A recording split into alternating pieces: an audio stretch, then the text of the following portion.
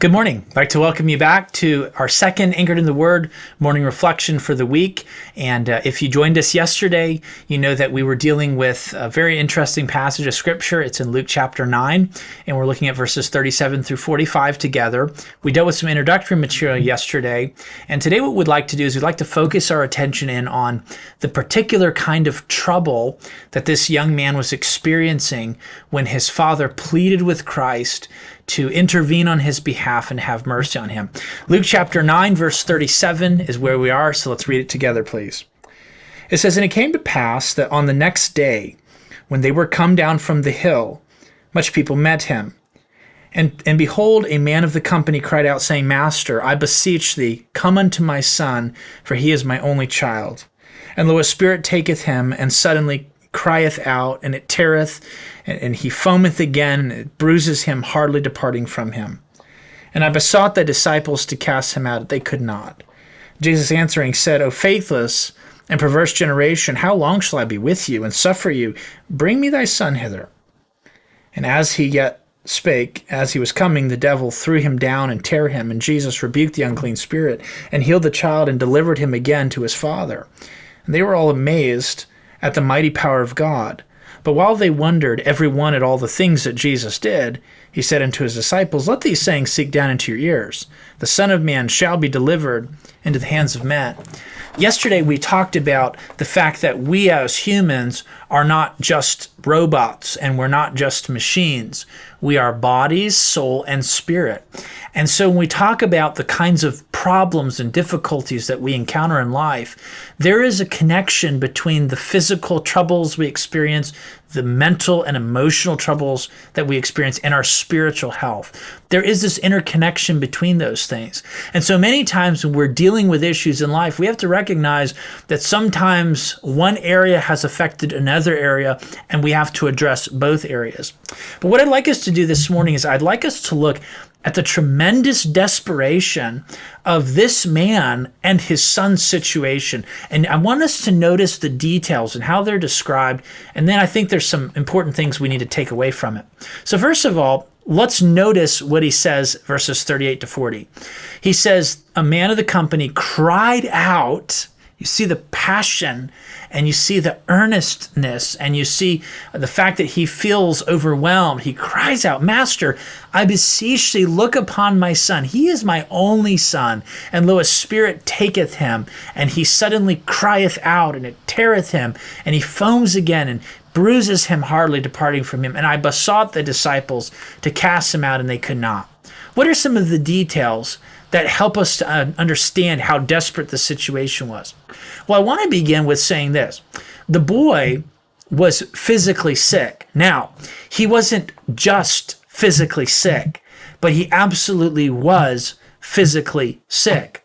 And we notice that because in a parallel passage of Scripture, Matthew chapter 17, he says this, Lord, have mercy on my son, for he is a lunatic and sore vexed, and oftentimes he falleth into the fire and into the water. And I brought him to thy disciples, and they could not cure him. Now, interestingly, Matthew is focusing in primarily on this as a physical health problem. Now, that's not to say that Matthew doesn't realize that there's a spiritual dimension here, but he is emphasizing the physical. Ironically, Luke, who is a medical doctor, does not focus as much on the physical side as he does on the spiritual dynamic. That this boy is not just physically sick, but he's physically sick, and he is being controlled and dominated by a demon. But it's also interesting that when we're reading the book of Luke, in the Luke account, he does mention that God heals the boy. And that word heal is always used in the New Testament, the Greek term that's underlying it, it's always used in connection to physical healing. So we see that the boy is physically sick. He has some kind of epileptic problem, and he's acting uncontrollable, and he has a physical problem. The second thing that we notice here is that this is not a new condition. This isn't something that just recently happened. In fact, we see that Jesus asked the Father, how long has this been going on? And he says, he says, of a child.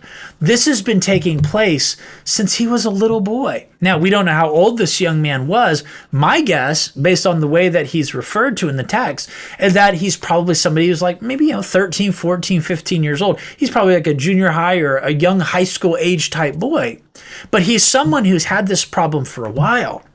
The third thing I want you to notice is that this is a son who was the only child of the father, and so he was extremely dear to this man. He says in Matthew in verse 38 of the chapter, he says, "Master, I beseech thee, look upon my son, mine only son." And by the way, the Greek phrase underlying only son is the same word monogenes that we get only begotten. And that statement has the idea sometimes not just of an only child, but someone who's very dear to an individual. He's a unique, he's a one-of-a-kind child. And so he's emphasizing the fact that he dearly loves this child, and he's feeling the weight of watching his son suffer, the terror of being unable to help him.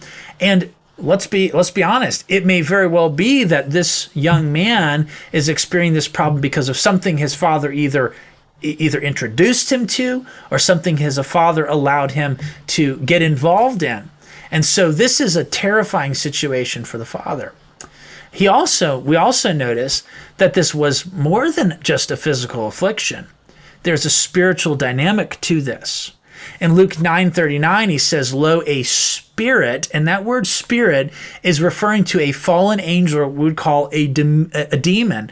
And so this fallen angel, this demon, has seized this child, and he is dominating and controlling him. We would say that the child is demon possessed. He taketh him, he suddenly crieth out, he teareth him, he foameth again, he bruises him, and he hardly departs from him. This young man is afflicted all of the time, physically and mentally and spiritually. This is a really serious problem. There's even more to this, though. And that is that when this man comes to Jesus, he lays out the fact that he's had other people try to help him, and they've failed. In verse 40, he says, "I besought the disciples to cast him out. They could not." By the way, let's remember these are the same disciples that earlier in chapter 9 had been sent out by Jesus with the ability to perform the miracles of healing the sick and casting out demons from those who were oppressed by demonic opposition. So here are people that had been involved in the ministry of healing the sick and casting out demons, and this case is beyond them. They don't have the ability in that moment to address the issue properly.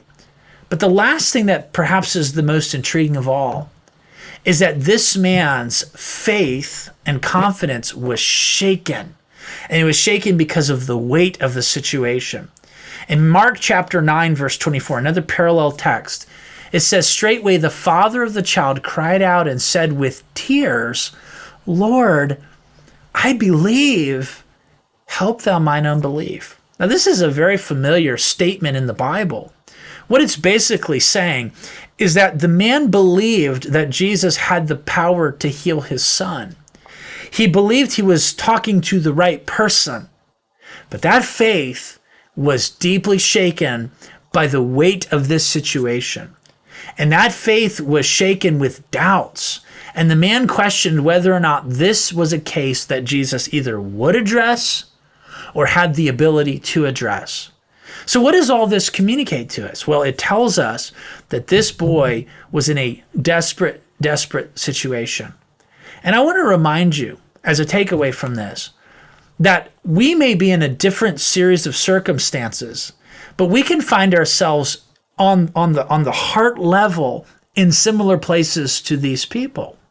We can be in a situation where We have a physical ailment. We have a spiritual struggle that we're dealing with. There is something that has weighed us down, and it's not a new thing. It's something that we've experienced year after year after year. We've gone to pastors' wives. We've gone to people that we respect and we love, and we've asked them if they can help us. And the truth is they've been unable to help us in our situation. And we look at God and we say, God, am I beyond help? Is it possible that you've just abandoned me, or that this is too great for you? And we feel like this man felt. I want to tell you that this morning, you may need to look into this text and say, I identify with this person. And then I want you to see the rest of the text.